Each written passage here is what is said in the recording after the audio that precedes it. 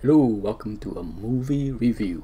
Jason Bourne is finally played in the cheap $2 movie theater where I live, so I finally went to see the movie. I'm a big fan of the Jason Bourne franchise, even though the last movie with Jeremy Renner was okay. I definitely like the first three with Matt Damon more. Jeremy Jeremy Renner just didn't have the same kind of charisma as Matt Damon. The movie was okay. I would have give that last movie a 7 out of 10. I thought it was a decent movie, but it just didn't feel. It had the feel of the Bourne movie. So when I heard that Matt Damon is coming back for the fifth movie, the same director that he worked on I believe number two and number three, I was very excited. And then when the movie came out last month at the end of July and met with tepid reception, I was bummed, very bummed. But I knew I was gonna see it eventually, and I did a month later. And here is the non-spoiler portion of the review. Okay, I will go into the spoiler part in a few minutes and then give ample warning so that those that haven't seen the movie can stop. Where would I rank this movie? I would rank this movie about the same as the last one with Jeremy Renner for a different reason. Okay, I would give this movie a 7 out of 10, and where it failed is different. Where the one with Jeremy Renner failed. First off, I think Matt Damon did a wonderful job. There's nothing. I don't think this. I don't have any complaint with Matt Damon. The overall story, I don't have much of a complaint. Okay, it's okay. Is it a perfect story? No. The execution of the story was clunky in some spot. My biggest gripes with the movie is on Tommy Lee Jones and Alicia Vikander.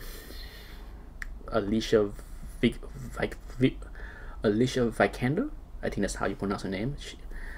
From Ex Machina, the beautiful young actress. Maybe it's me, but I felt that Tommy Lee Jones phoned it in for this movie.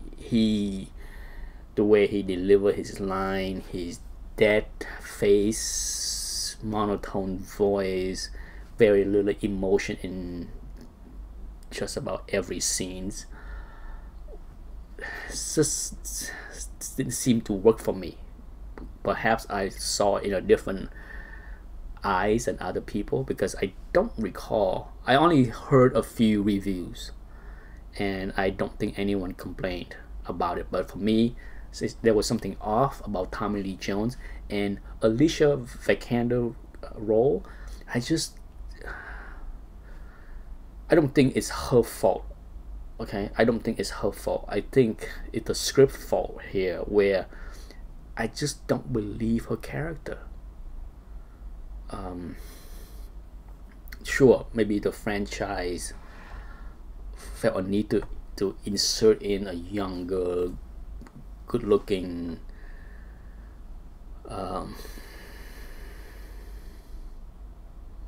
cast, but it just didn't seem to fit, and I did not believe her character. Not because she did a bad job acting. It's just to me, for the involvement she had in the agency, she seemed way too young compared to all the other previous characters that they used in the previous movies, which seemed to be much more believable because they well seasoned professionals that have been with the agency for decades. here is somebody that looked like she's in her mid-20s, and here she is like running the show, and I'm just like, I just could not believe her character. And I think but that's not to say that she did a bad job. Okay, it's just my problem with the character herself. And the other nemesis that Bourne had to deal with was played by Vincent Cassel. I believe he's a French actor. I have seen him in a few movies. A good actor, good action. There's nothing to complain about him, but the end, and I will talk more about what I didn't like about his character in the spoiler portion of the review. But overall, that's about it. As far as the rest of the cast, is mostly fringe characters, nothing big. As in every Bourne movie, you have a great soundtrack, great music by Mobius. Love it. It wouldn't be a Bourne movie without some Mobius, and I am a huge fan of Mobius since the first time I heard his music, even before the Bourne movies. Like I said, the story was okay. The execution of the story was more of a problem. I didn't have a problem with what they're trying to tell, how they're trying to continue the story with Jason Bourne, bring him back into the fold, and perhaps have more movies down the road. Who knows if this is going to be the last one? Maybe it will be, because it's not a financial success. But overall, it was enjoyable. I think my biggest problem came in the last 10 minutes of the movie or so. Not that the first 2 hours was perfect. Far from it. But overall, I think if you are a Jason Bourne fan, it's definitely worth watching, and maybe you will like the movie more than I did. Okay, so that's it. That's the end of my spoiler-free portion of the review.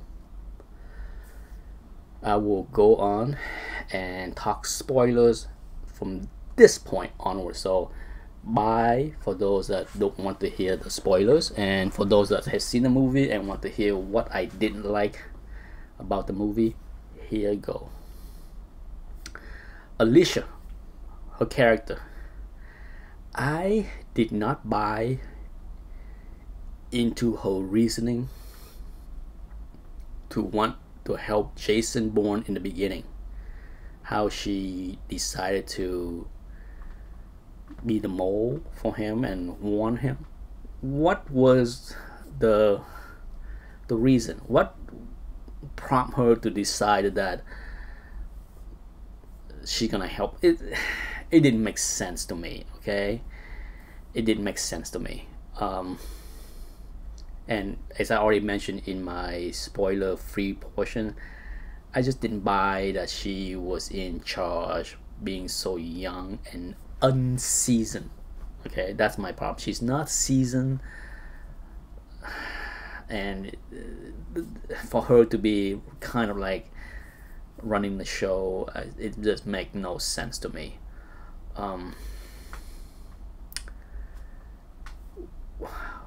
The very early thing that caught my attention was, for those that have seen the trailers, right?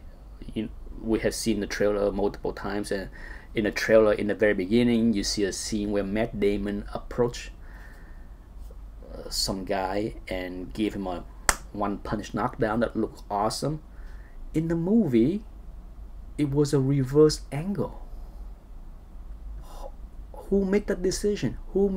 I thought that was a bad decision, because here, first of all, with the reverse angle where you don't see Matt Damon come in and throw the punch, all you see is his back, and you don't even see the punch.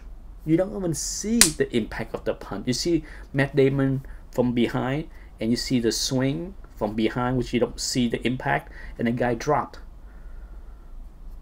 It kind of reminds me of, how in comic books, many times where a cover was rejected because it didn't give a good angle of the superheroes.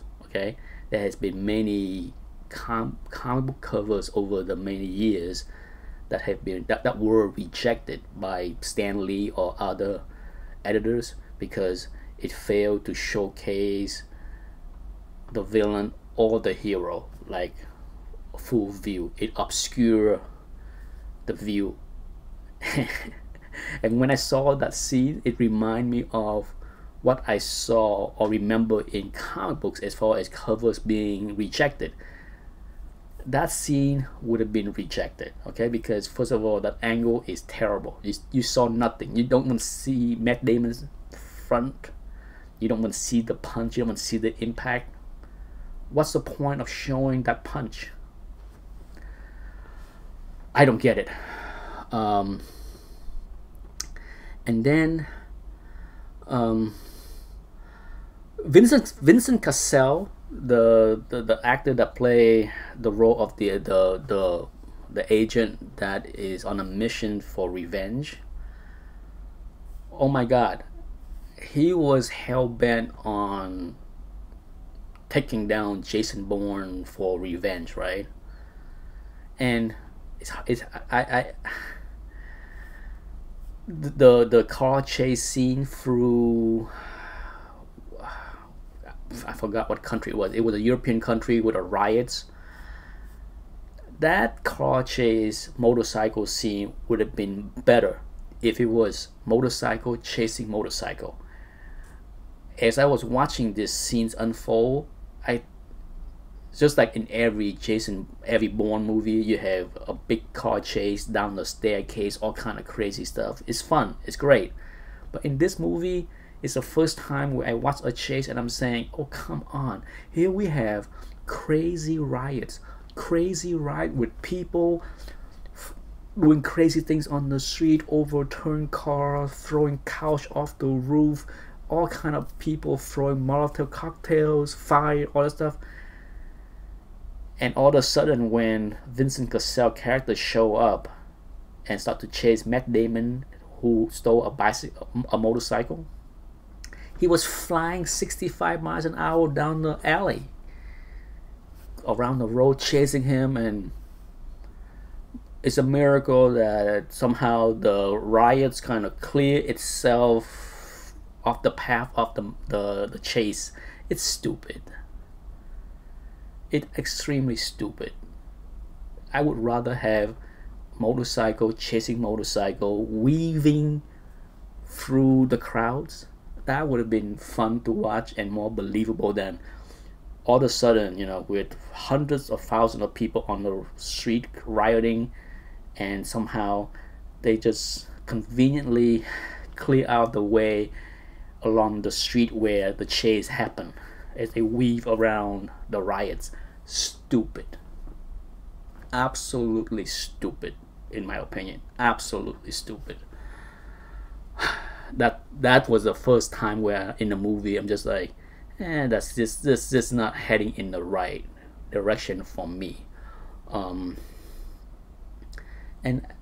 it'd be shocking for people to believe that I felt that there was so much gratuitous killing. Yes, in a Bourne movie, gratuitous killing. Vincent Cassel was killing people left and right to make his way to kill Bourne. Anyone that is anywhere near potentially to impede his path to kill Jason Bourne, bang. Do they even need to be in the scene? Do they need all these people popping up out of nowhere so that Vincent Cassel can just shot them dead? He dropped half a dozen people before he took his first shot at Jason Bourne, and that was good. As far as the scene where he took down Jason Bourne in a motorcycle, that was good. Much better than the chase. Okay, the chase was horrible, but by the time he got to the rooftop, I'm okay with that. But I try to make the video not too long, so let's get to the last part, the last 10 minutes of the movie that bothered me a great deal. in multiple occasions of this movie, Vincent Cassel has done everything he can to trying to kill Matt Damon. Okay, I don't have a problem with how they neatly ties him into the death of Matt Damon's father. That's just too neatly, but that's minor. Okay, not a big deal for me, but still, it's one of those things where, like, do you have to? Part of me said, do you have to include him in that killing of Jason Bourne father? Not necessary, but they did. But when after Tommy Lee Jones' character was killed and Vincent Cassel was leaving the casino, first off, once again, gratuitous killing. When he took that squad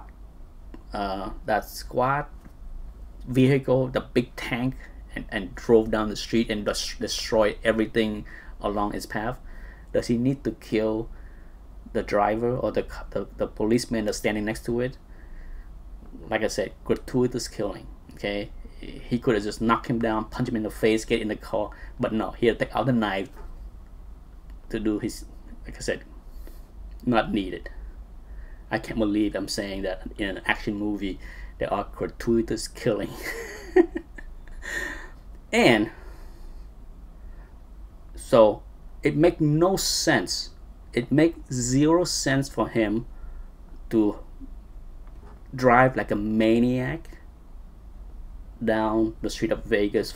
Just, it's for the sake of the action. Whoever wrote that final car chase scene, whoa. Sure, eventually Matt Damon got in the car for the chase, but none of this would have been necessary if Cassel feel a need to slip away back into his hotel or whatever he's gonna do. He didn't need to steal the big squad car, make a big commotion, drive like a maniac, all that stuff. That's just to bring attention to himself. Okay, now if that was the reason, if that is a motive to draw Jason Bourne to chase him, this is a stretch. This is a stretch of reasoning. Okay, if that's the reason, when Jason Bourne chased him down and land on top of that armored car and crash inside the casino, first of all, how is it that Jason Bourne Charger, that car that he was driving, how can the car airbags not activate? There was so much crashing going on that I think all of his airbags would have been popped up by now. Like I said, I'm nitpicking here, but still, it's just stupid. Okay, to me, it's just like the little detail that make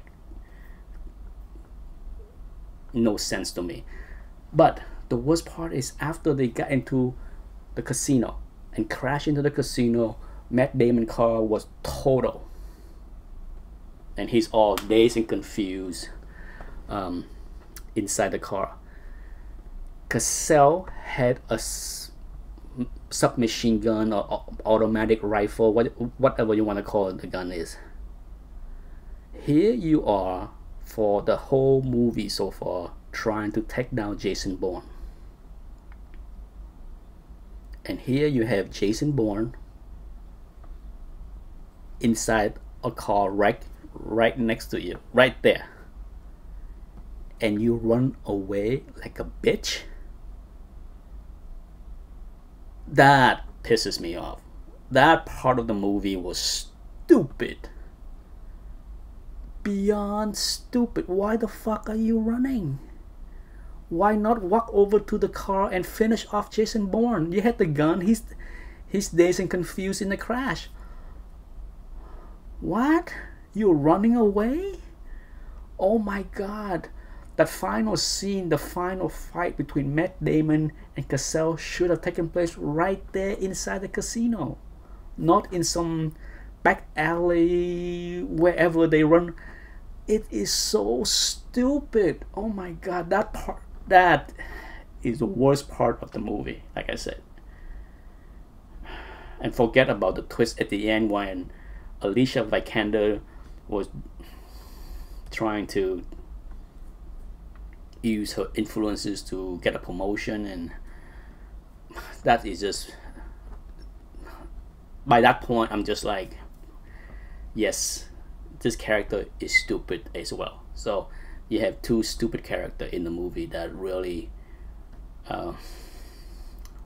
ruined the ending for me. The last 10 minutes of the movie was nothing short of garbage for me. Okay, that movie would get an 8 or even higher, but by the time the last 10 minutes roll by, it's generous for me to give it a 7, because